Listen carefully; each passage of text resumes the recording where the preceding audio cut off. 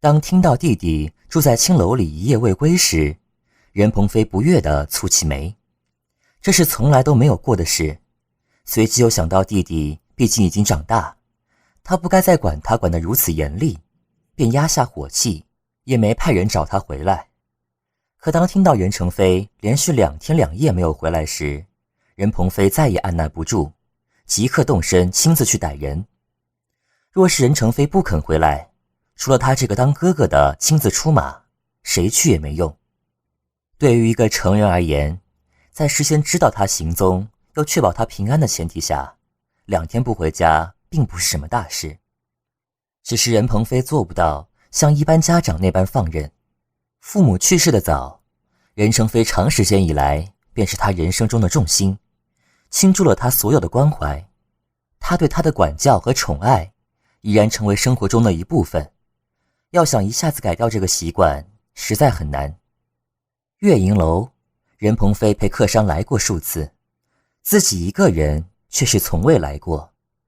在欲望方面他一向节制，活了30余载，与他有过关系的女子5个手指数都有剩。铭记怀宁算是与他关系最久，也比较深得他心的女子了。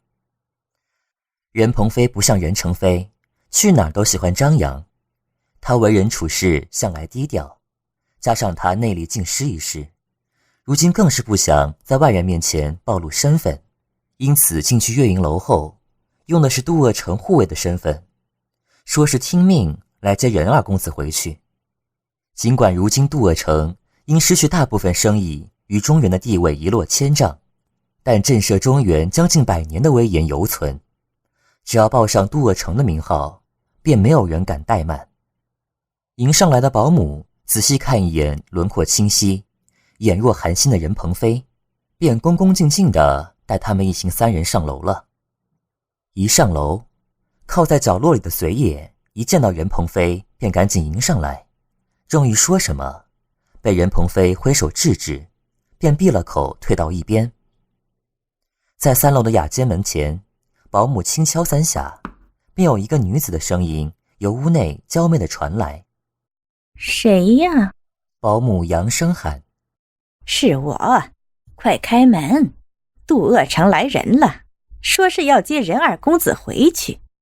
稍等。”约过一盏茶的功夫，一名素装女子前来开门，看向任鹏飞，欠身盈盈一笑，道：“任二公子还未醒呢。”任鹏飞收回在女子身上打量的目光，淡淡道：“无碍，我会把他叫起来。”说罢，抬脚便进屋。走进屋中的任鹏飞，在床上找着了衣冠不整、抱着被子睡得像个孩子的任成飞。屋中弥漫着与熏香混合的一股淡淡的气味，只要是男人基本就闻到过的气味，令任鹏飞额角的青筋直抽。他本来打算在弟弟18岁时安排个干净的姑娘教导他这些事，后来他生病需要调养，他一直不放心他的身体，便把这件事一拖再拖。没曾想如今他却自己找上了青楼女子，这种偏离他设想的步骤的感觉不是很好。任鹏飞不是那种控制欲很强的人，只是对弟弟格外在意，并且难以放心。他坐在床边，轻拍弟弟的脸颊，看他睡得比较沉，索性一把接了他抱住的被子。这时任成飞翻过身，于睡梦中不悦的呢喃：“别闹，让我睡。”任鹏飞充耳不闻，扯过一张比较厚的毯子裹住他的身子，直接抱起来就往屋外走去。走出屋外的时候，任鹏飞朝旁边看去，看见一个懒懒倚靠在3楼栏杆上的人，正望向他这处，勾起一抹咸散的笑。他进屋前没发觉，许是刚刚才出来的。任鹏飞让属下抱过弟弟，低声吩咐他先把任成飞送入马车里，便朝这个人走过去。约有2、3步距离时方停下，对此人淡淡的笑道：“聂莹，聂公子。”聂莹嘴边的笑意更深：“这位公子好眼力，不知是如何知晓的。猜的，能让二爷引以为知己的人，不会是一般人。任鹏飞顿了下，又笑道：这段时日，二爷想必给聂公子添了不少麻烦，还请多多包涵。哪里，任二公子也给在下介绍了不少这里的风土人情，我应该感谢他才是。今日在下还有要事，就不作陪了，告辞。任鹏飞说罢，退后2步，转身头也不回离去。聂隐在楼上看他走出月影楼，才慢慢踱回屋中，关上门，坐上矮榻。他像是被人点了笑穴，突然捧腹大笑起来，直至笑得眼角含泪，仍然没有止歇，反而越笑越大声。冷迪儿闻声过来的时候，十分不安地跪在他面前，急呼：公子，公子，你怎么了？聂隐一边笑一边道：他没认出我来，他没认出我来。太可笑了，太可笑了。冷迪儿无言地看着自家少爷，明明是笑着，可却让人心疼得厉害，一阵欲语还休的悲伤。本想等任成飞醒了，便向他兴师问罪，没曾想任成飞一醒来，发现睡在自己房中，反倒跑到正忙于城中事务的任鹏飞跟前责问道：哥，你怎么不经我同意就带我回来了？任鹏飞写下最后一个字，捏起文书一角，放置一旁晾干，毛笔置于笔架上，面无表情地看向任成飞。流连青楼，嫖娼宿妓，醉生梦死，夜不归宿，你反倒还有理了。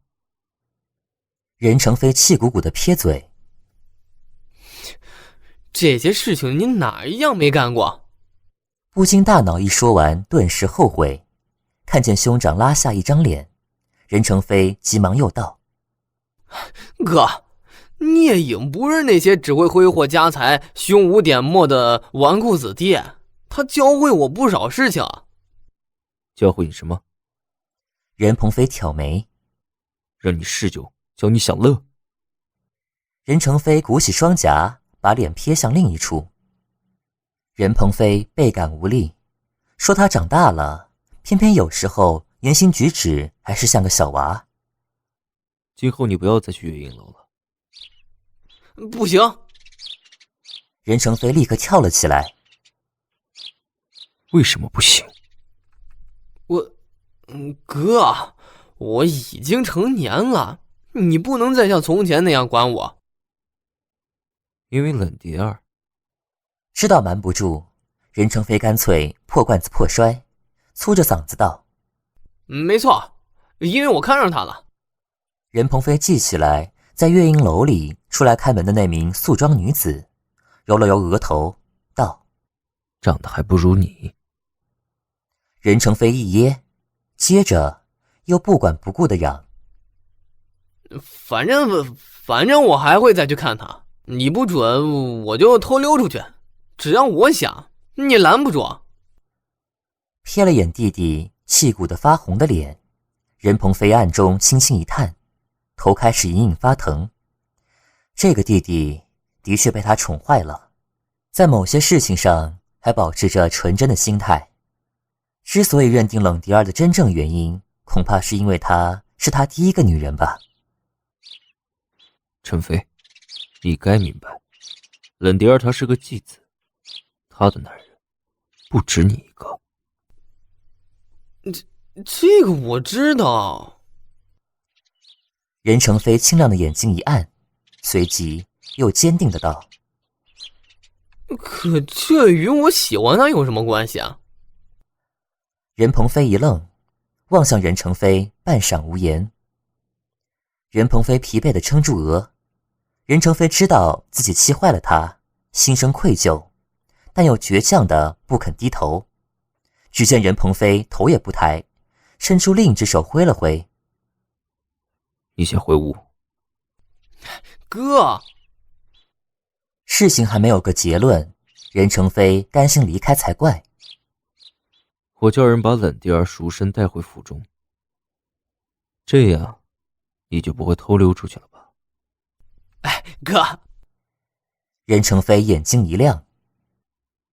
好了，你回去吧，让为兄静一静。哦。任成飞在原地犹豫，终还是体贴地说道：哥，你要注意身体啊，我会乖乖在家里哪儿都不去。你实在没事干，就去陪一下青青吧。她不像你，身体不好，只能一个人蒙在屋里。哎，好，我这就去。任鹏飞一下手，抬起脸，只能看见他跑远的身影。任鹏飞之所以不让弟弟参与进来，并不是任成飞没有这个本事，相反很多事情任成飞处理的都让他颇为满意。而最近城中遇上的种种事情，一是这些事情太过复杂危险，二是他的护犊心态作祟，在处理很多事情上不得不遇上的阴暗面，他不想让弟弟看见。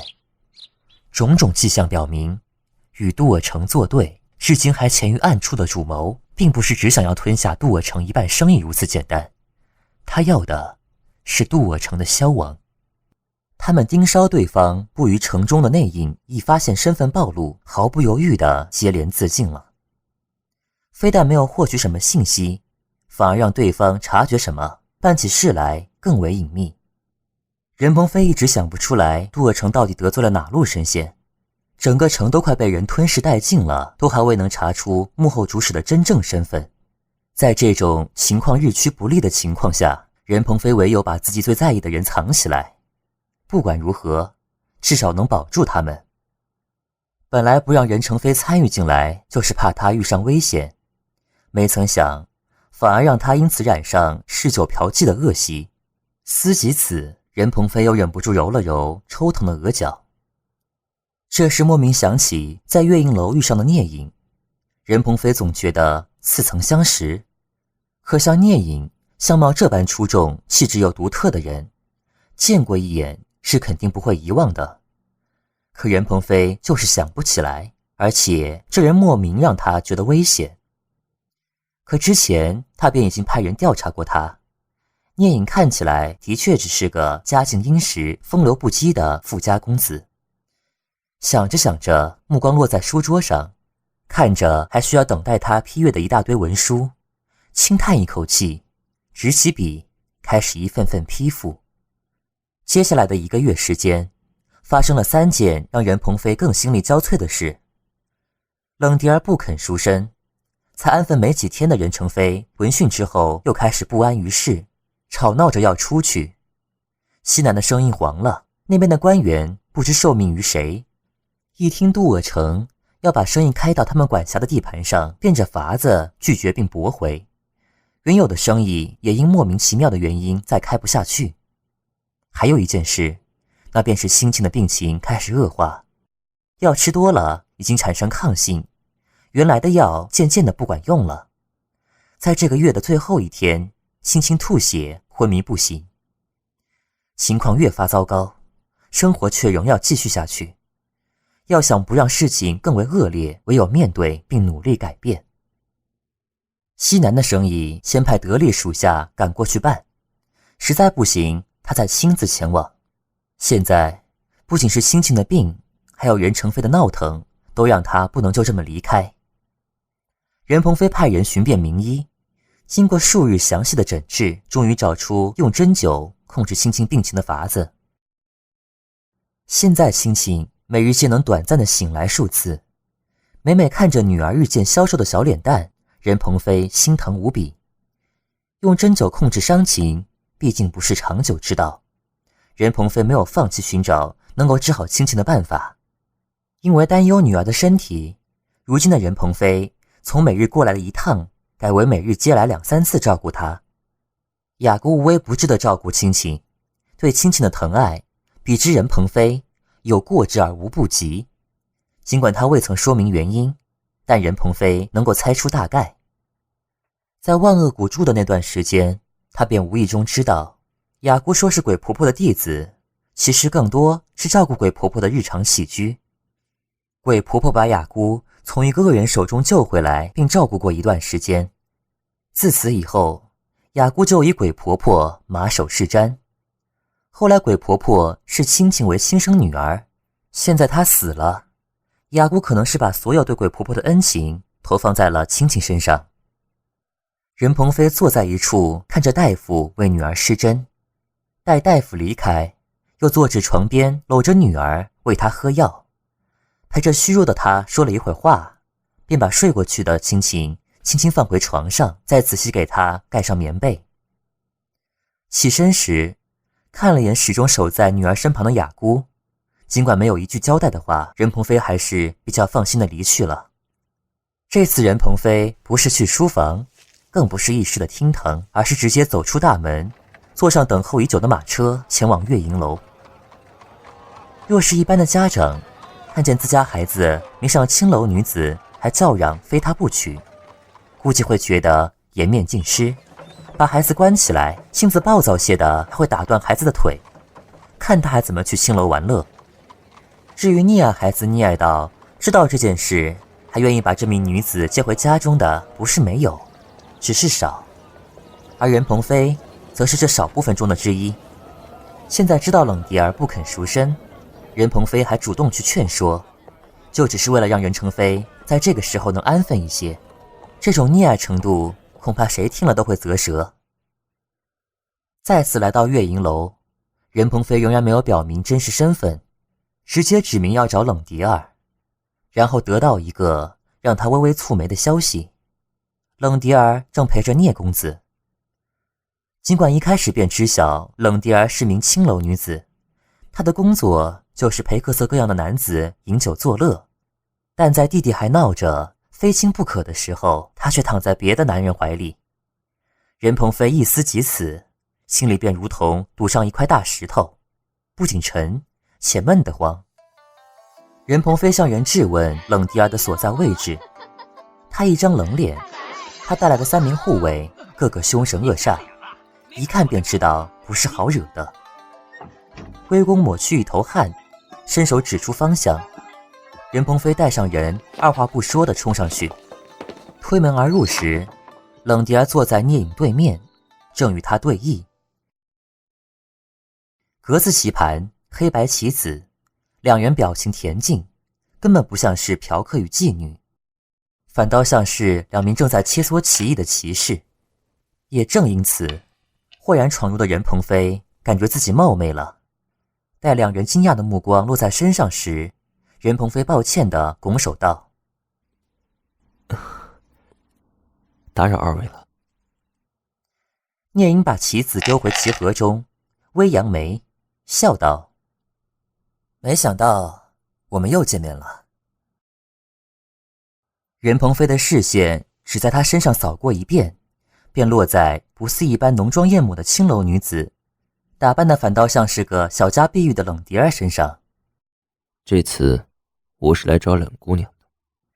聂隐黑白分明的大眼围动一圈，笑意更甚。是为了让冷迪儿赎身一事吧？任鹏飞微颔首。聂隐扭头望向冷迪儿，伸手把吃下的棋子一颗一颗地捡起来，丢回棋盒中。是啊，冷迪儿，我也万分不明，要赎你回去的人可是赫赫有名的都尔城的任二公子，相貌出众，品性纯良，家境殷实，你怎地就不肯呢？冷迪儿看了他一眼，捂嘴轻笑，眼中露出几分媚意。如果是聂公子要赎奴家，奴家一定不会拒绝。聂隐不置可否地耸耸肩膀。听至此，任鹏飞明白已经没有劝下去的必要。冷迪儿心不在弟弟身上，更何况若对手是聂隐这样温润如玉的男子，还未全然褪去孩子气的任成飞的确没什么胜算。既然如此，在下也无话可说，告辞。等下。扭身正要走，闻此声便又停下转回去。聂隐从席子上站起来，口气平缓。我从其他客人那里听说杜鄂成在遍寻名医，也不知是谁病了。看在我与仁二公子相识一场的份上，我给这位英雄一瓶药，是家中常用来治病的良药，正好我带了几瓶，拿回去试试吧。也不等任鹏飞回话，说罢径直走向屋中一个小房内。过了约一盏茶的功夫，拿出一个小瓷瓶，递到任鹏飞面前时，见他只顾盯着手中的小瓶子没动，便直起他的手塞进他掌心中。任鹏飞本想推辞，但一对上聂隐秋光潋眼的双眼，竟一时无语。等坐回马车中，任鹏飞拿着瓶子斟酌良久，才打开盖子，凑近鼻下清嗅，一股淡淡的清香顷刻溢入鼻尖。凭手感知晓，里面是种液状的东西。任鹏飞很仔细地倒出一些，微稠的微棕色透明液体静静躺在掌心上，看起来的确无害。于心中犹豫再三，终还是在这小小一滴水液挥发殆尽前，伸出舌头舔去，随后合眼等待。许是分量吃下的实在太少，一开始任鹏飞并无神感觉，可只过片刻，只觉得最近一直困扰他的头疼渐渐退去。再睁开眼时，只觉得眼前一片清明，很像是睡了一顿饱觉，醒来看见满屋的阳光明媚。把手中的瓶子握紧，放在眼前仔细再看一眼。任鹏飞此时已经笃定，这药确实圣品。保险起见，回到家中后，任鹏飞让大夫检查看看这瓶药是否有问题，亲戚能不能吃。大夫试过后的答复是无碍，可以给小姐一试。